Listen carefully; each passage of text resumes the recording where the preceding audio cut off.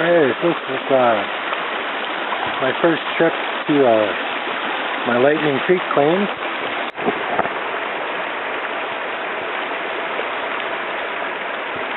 Oh, I just finished my first pan right off this inside corner there, basically just behind that root ball.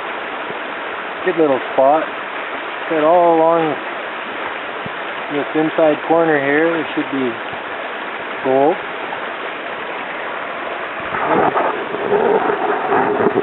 Not bad for a first pan. I don't know how well you can see it, but picked up 4 nice little flakes. And all kinds of little flower gold in there, which you probably can't see. Yeah, altogether probably about 15 colors in my first pan.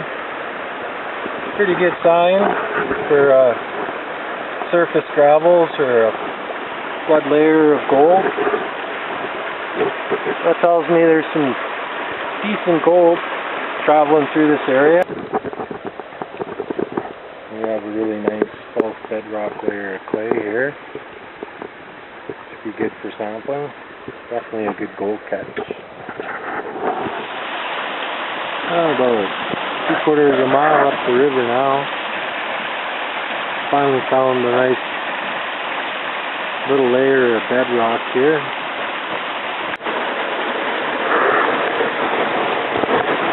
Let's take a look here. A scaly type of stone.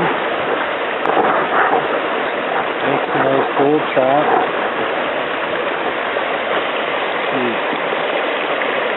All kinds of little cracks and crevices. Gold to get trapped and collected.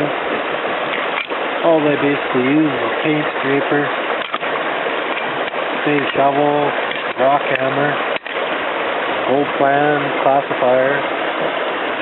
Yeah, should have brought my knee pads though. The rock's pretty sharp. That looks like an interesting little seam in here. I'll clean her out, see what we can find in here. Well, I cleaned out a few cracks in here and answered my question about what would be in this area. Basically all I found was flower gold. But quite a bit of it actually. But I kind of expected to see the flower gold considering we're on the outside bend here. Most of your gold come down the other side. So yeah, basically the flower gold is getting pushed up in this area. The heavier gold would be on the other side of the river.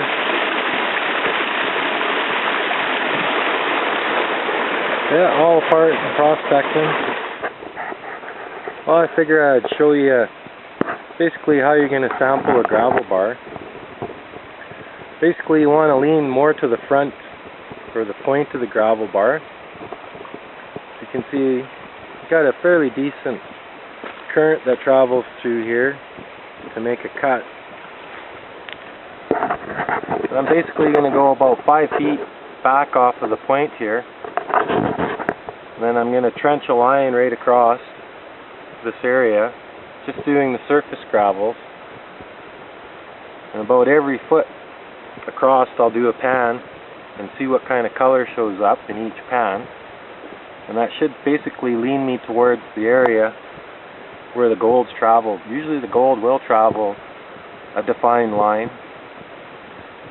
But we'll get digging here, sample this up and see what we can find. And I'll show you if I can find an actual small pay streak of flood gold across this bar here. Okay, so I just finished sampling this little corner here. As you can see, I dug a trench across. And basically where my shovel is where I found the most gold and the heaviest gold. Keep in mind that I'm just digging the surface gravel. To properly sample this, you'd have to keep digging down until you hit something like bedrock or clay. But for the most part, this will give you a general idea of the gold path in the area.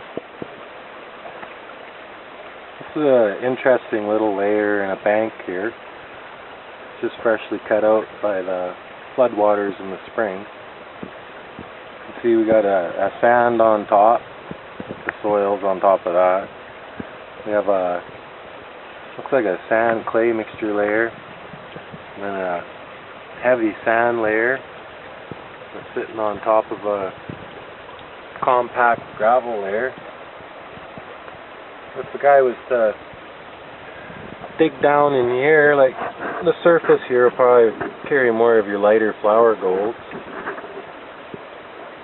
But if you dug down in here, found the clay layer or a bedrock layer, you could find something interesting. Oh, here's the tip of the week. You guys wear rubber boots when you're out panning and you got dogs like mine. And they chew the tip of your boot off.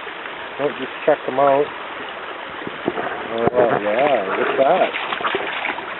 I just stuck some silicone caulking in there for around your tub. Seemed to stop the leak in my boot. Good enough till next season.